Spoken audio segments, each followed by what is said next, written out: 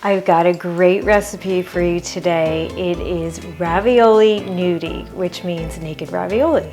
And it's a Tuscan dish that's actually a ravioli with really just the filling and not the clothing of the dough. But it is so delicious and it's really a lot of fun to make. And it's really easy, and of course it's vegan. So the traditional version has eggs, but I was able to make it without eggs, and it's delicious. And we're gonna make our ricotta, and I'm gonna start with some spinach. A lot of Tuscan dishes have spinach in them, but if you don't have spinach, you can use kale or parsley. So I'm just gonna get my burner going now to get my spinach just wilted. I've got some fresh baby spinach here. Oops, a little wet there. And I'm just going to put it in the pan to let it wilt just for a few minutes. If you can use frozen spinach as well. And I just find that this is easier. You know, you buy where you get lettuce and things like that. I just thought this would be easier this way. And we're just going to wilt it a little bit, and then we're going to chop it and put it in with our ricotta. So first I'm just going to get all the lettuce in here. Looks very pretty.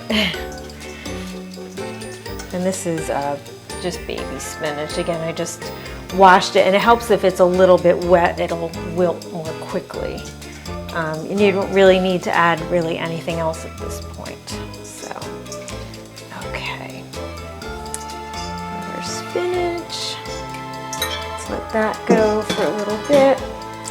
And then we'll make our ricotta, which is 2 cups of drained cashews.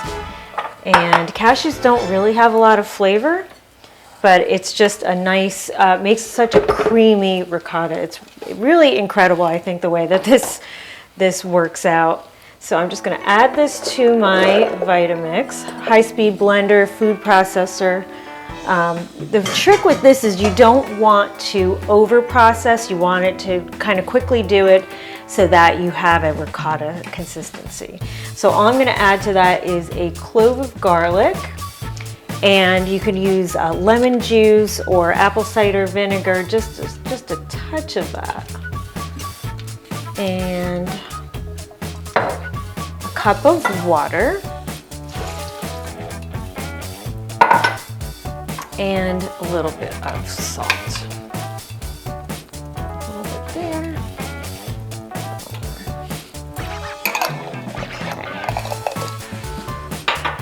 And what I'm going to do is actually cover the spinach a bit to let it get steamed. Okay. Then we will process our cashews.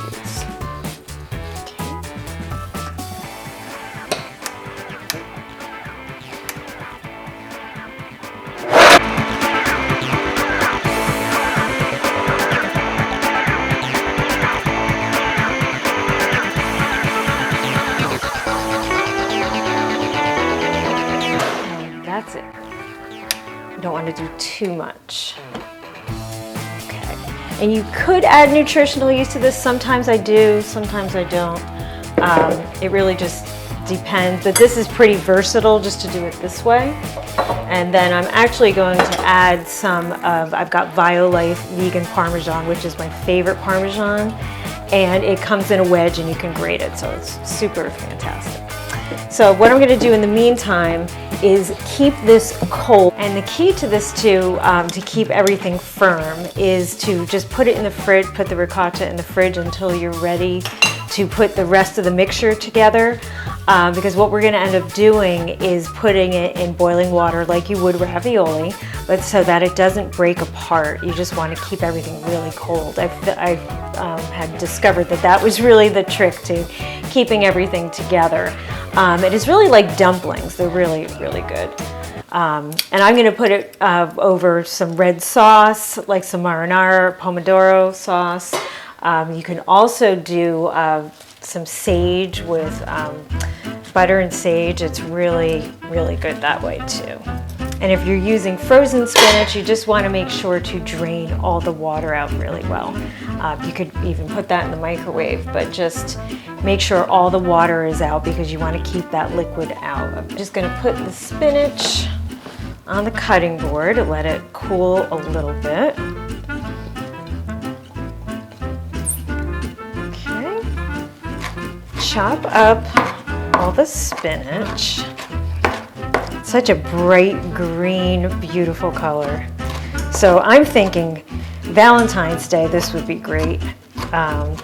Or St. Patty's Day for the pretty green color. Now I'm going to put the ricotta in a bowl.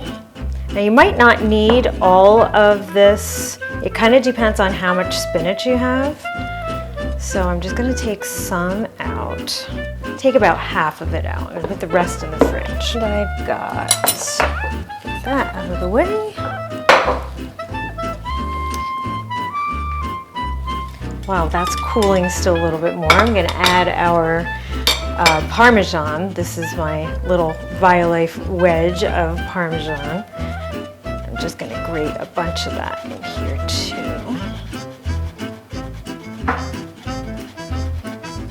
Just like you'd make traditional ricotta, it has a lot of, these same ingredients. The main one that I'm not using is eggs. And contrary to popular belief, you don't need eggs. Okay. And it tastes delicious. That goes. All right, and then I'm going to add our spinach. Start to stir that around. And the ratio ends up being kind of 1-to-1 spinach to ricotta. So, because you do want to see a lot of that green in there. Just a couple of tablespoons. Flour. Maybe 3. Okay. Mix it all together. Pinch of nutmeg. Just to give just a hint of a warm flavor in there. It's really, really good. Okay, and a little salt. Okay. My favorite, lemon zest, and this really makes a big difference. You're going to want to just scrub a lemon and grate the zest of 1 lemon in this. It seems like it might be a lot, but it really brightens up the whole flavor of this. It's absolutely delicious. It just puts it on another level. Look at that. It's coming together really, really nicely. Side, give it a mix. Look at that. Beautiful. And to firm it up again, I'm going to put it back in the fridge, or you can put it in the freezer quickly. I'm going to put it back in the fridge for about another 20 minutes just to really firm it up before we're ready to use it. Okay, I've got my water ready to be boiled. It's almost boiling now. And what we're going to do is make the Ravioli Gnudi. So it was in the freezer for about 15 minutes, or put it in the fridge for about a half hour or something, just to get it pretty firm. So then what we're going to do is take like little tablespoon size spoonfuls of ricotta, and then we're going to put it in the flour, kind of dredge it in the flour, and shake off the excess. It's going to make a little ball, like flattened balls basically. And they're kind of rough in shape, and you just kind of throw them in there. And they're not supposed to be perfect. This is how they're made, so that's okay. And they're, like little dumplings. They're really, really good. They're fun to make and eat. But it does get a little messy. And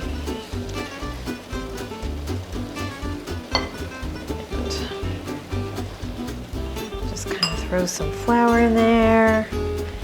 Shake it off. And then I'm just going to start doing a few at a time. That was going to be for something else. Hands are definitely going to get messy in this. So I'm going to plop them in the boiling water, and when they float to the top, they're done.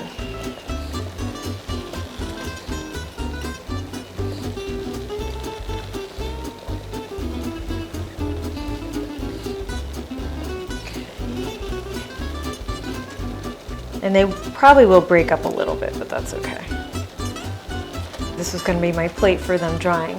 So they're starting to come to the top, and we're going to take our little spider strainer here and take them out. Look at that. How cute. And just dump them on the plate. See, like that.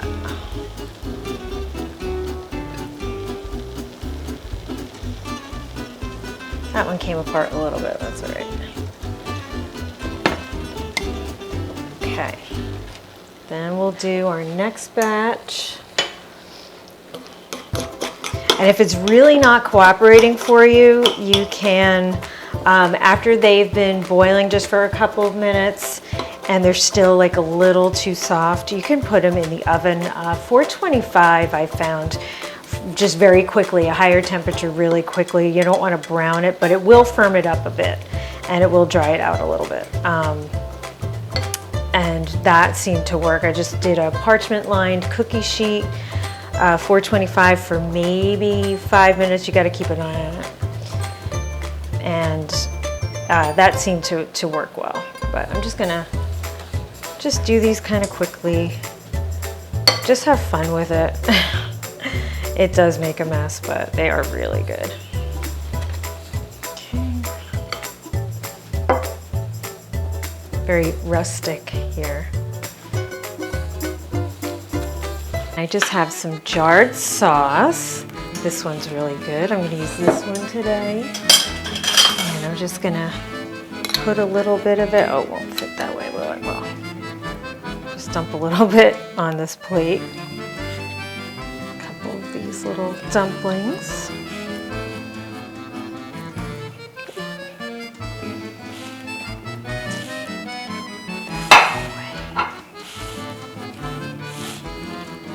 And see how cute that looks.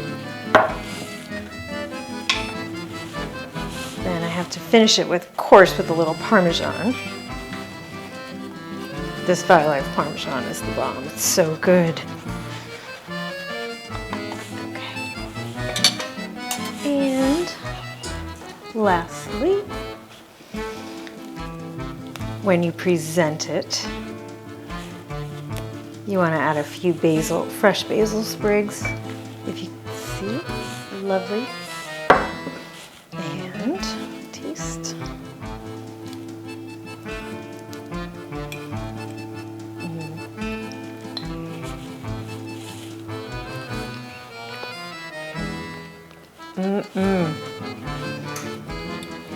You really taste that lemon zest. It's super, super good. Really easy, lovely presentation. Buon appetito.